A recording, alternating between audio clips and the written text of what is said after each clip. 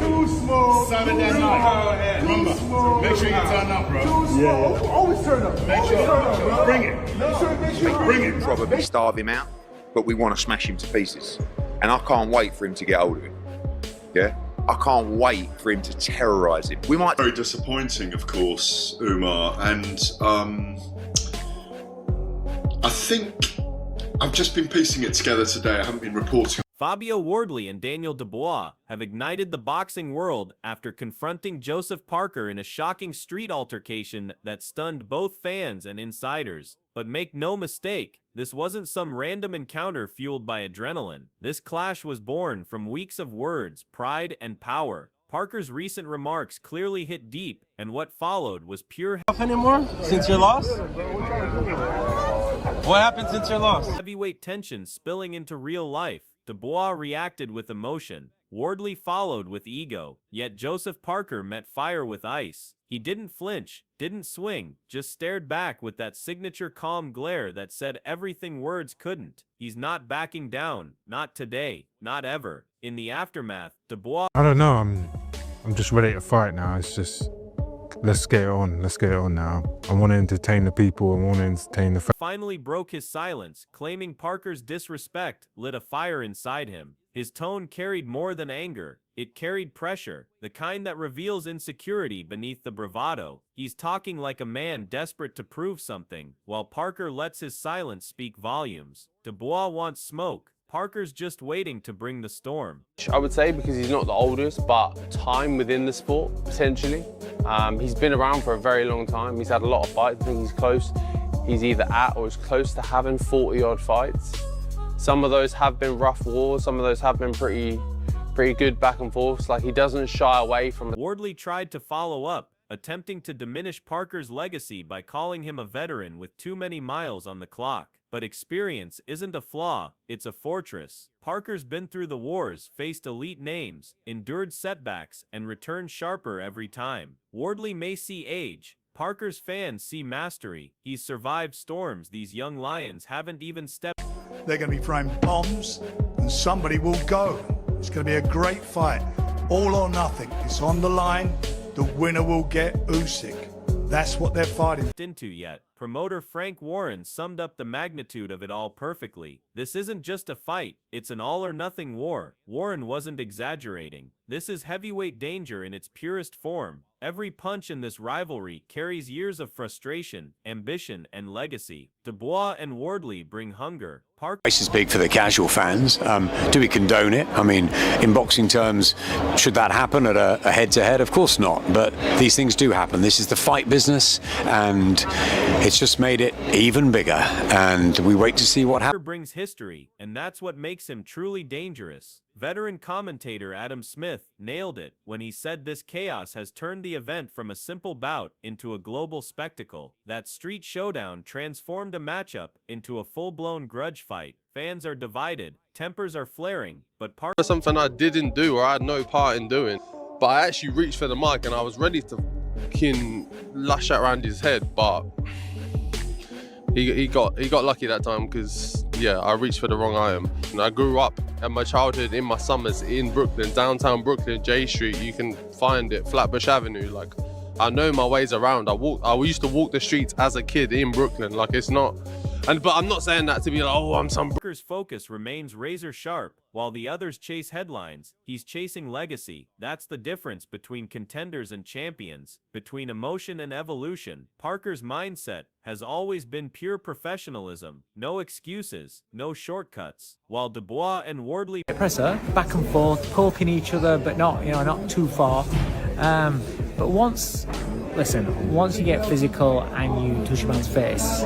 Posture for attention. Parker lets his craft speak. His words carry wisdom earned from battle. He's not chasing clout, he's chasing greatness. Trainer Dave Coldwell said it best. Once hands are thrown, it stops being banter and becomes bad blood. That street clash showed how fragile tempers are when pressure builds. But here's the twist. Parker didn't lose his cool. They did. And in heavyweight boxing, composure often wins long before the first bell rings. Former world champion Duke McKenzie's analysis hit the hardest. He called the chaos nothing but noise, reminding everyone that attention doesn't win fights, control does. Wardley and Dubois. He went off on one, didn't he?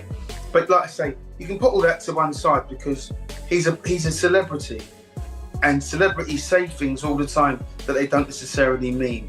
Dubois might have gained followers, but Parker gained something more powerful, psychological advantage. While others are burning energy outside the ring, Parker is sharpening his tools inside it. McKenzie's point cut through the noise. The ones who treat this sport like entertainment eventually crumble against those who treat it like war. Parker's silence isn't weakness, it's precision. Every move is calculated, every response measured. Wardley's frustration says everything. He's rattled. The incident clearly got under his skin, and now his interviews sound more defensive than dominant. When a fighter starts explaining rather than preparing, he's already losing the mental war. Wardley's So what's this diss track you made?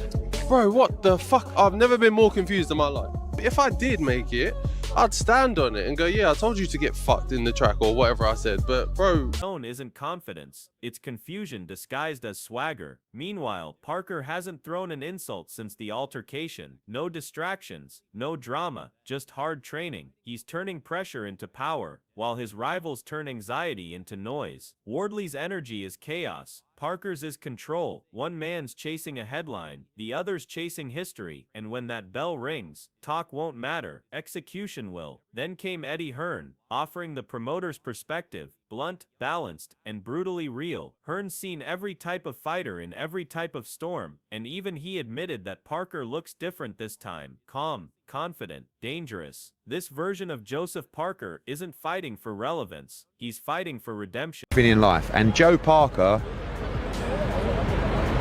this is the right time for him. It doesn't mean he's going to win, but I'll tell you what, he'll never get a better chance because mentally, physically, I think even spiritually, like you can see how happy he is in his preparation and in life at the moment, that this just might be the right time for him to become a two-time world heavyweight champion. After years of setbacks, he's found equilibrium, mind, body, and spirit, all in sync. Hearn called it his perfect storm. The camp intensity, the discipline, the silence, everything about Parker screams focus. Dubois and Wardley might be younger, faster, louder, but Parker's sharper. When experience meets momentum, it becomes lethal. Parker's not chasing belts, he's chasing greatness. That's who he's always been, humble, grounded, and brutally honest about boxing's politics. While others boast about future fights, Parker talks about real ones, the pain, the patience, the process. The best if it did happen, but as you know, boxing, there's a lot of things that happen behind the scenes that we don't really know of, or that we don't really hear of. And there's things always being lined up, but I'm not too sure that'll happen next. Fans respect that. They see a fighter who's endured the sport's business games and still stayed motivated. Timing, he knows, is everything. And this moment, after all the chaos, might just be his. Behind that calm expression lies quiet confidence, the confidence of a man who's learned to control the uncontrollable. Parker isn't here to predict, he's here to perform. When the bell rings, it won't be about who shouted louder, but who trained smarter, fought clear, and stood taller. Frank Warren's words again carried weight when he teased that there's a lot going on behind the scenes. That line hinted at everything fans don't see, the politics, the egos, the manipulation that fuels these rivalries. Dubois and Wardley's sudden aggression didn't come from nowhere. Gym whispers, media prodding, and sparring rumors have been simmering for weeks. Parker's camp stayed silent. That silence irritated everyone. Well, I mean, I can't speak on their behalf. All I know is that, you know, they were obviously, it seems there's been a... Warren knows this game. He's seen pride destroy potential more times than he can count, and what he's hinting at is simple. The real fight began long before the first punch. Parker's advantage isn't just experience, it's maturity. He's not caught in the chaos, he's controlling it. Every stare, every pause, every calm smirk, it's all part of his strategy. He's playing chess while the others are throwing checkers. Adam Smith expressed disappointment in how quickly things spiraled into spectacle. As a veteran voice of boxing, he's seen rivalries, but this one feels different, more bitter, more personal. The street fight and the heated pressers have turned a proud sport into viral content. Yet through all the noise, Parker remains the lone professional. While Dubois and Wardley act like celebrities, Parker conducts himself like a champion. Smith's deeper message was clear. What's missing? I think it was really disappointing.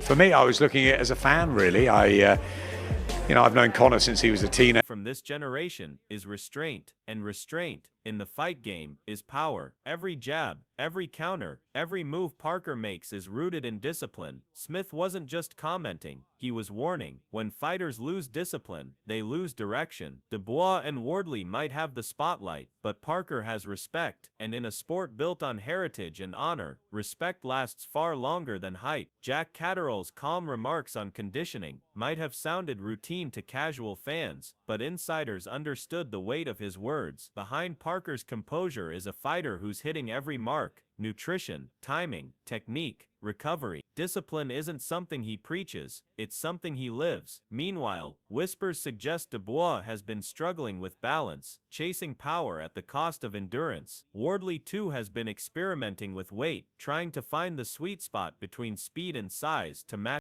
You know what? Everybody's weight situation and weight making situation is unique to them.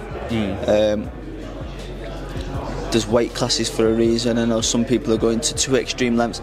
I don't know. I can't comment on it. I wish him to be safe and well, like I wish every fighter. But that's the Parker's rhythm. Catterall's observation echoed a truth every veteran understands: when emotions rise, discipline falls. That's where Parker's edge lies. He's not chasing aesthetics, he's chasing effectiveness. In heavyweight boxing, 1 pound of patience outweighs 10 pounds of muscle, and right now, Parker looks like a man who's perfected both. Mackenzie returned with another sharp breakdown, raw, technical, and brutally fair. Dubois and Wardley might look the part, but against Joseph Parker, looking won't be enough. Mackenzie knows Parker isn't just experienced, he's evolved. Every setback made him smarter, every war made him sharper. His combinations are crisp, his defense subtle, his timing lethal. Dubois' one-dimensional reliance on brute force could be his undoing. You can't intimidate a man who's traded blows with Joshua, Ruiz and Joyce. Parker's defense isn't flashy, it's surgical.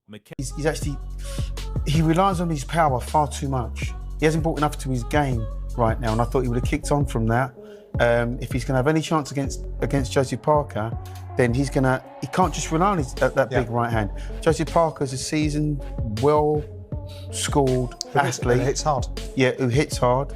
He's on a resurgence in terms of his confidence and where he is in boxing now, Parker. So it's a good fight. Mackenzie said it best. Parker's confidence isn't arrogance, it's mastery forged through survival. His resurgence isn't hype, it's earned. Against young, explosive opponents, Parker's patience and precision will reveal every weakness. This isn't youth versus age, it's chaos versus control, and control wins fights. This upcoming battle isn't just about belts or rankings, it's about respect, redemption, and legacy. For Joseph Parker, this is more than another test. It's his statement to the world, a chance to silence every doubter who thought his prime had passed. He's calmer now, stronger, wiser, perhaps the most dangerous version of himself we've seen. Dubois and Wardley bring aggression and ambition, but Parker brings experience polished under fire. Every round he's fought, every lesson he's learned has built him for this very moment. If Parker wins, he reclaims his place among the heavyweight elite and reminds the world that discipline still beats drama. But if Dubois or Wardley pull off the upset, it could usher in a new volatile era for the division. Either way, one thing's certain, the world will be watching when these men finally collide. Now it's your turn. Are you backing Joseph Parker's redemption story, or do you believe Dubois and Wardley will shock the world and seize their moment? Drop your thoughts below, because this isn't just another fight, this is heavyweight warfare, and only one man will walk away with his legacy intact.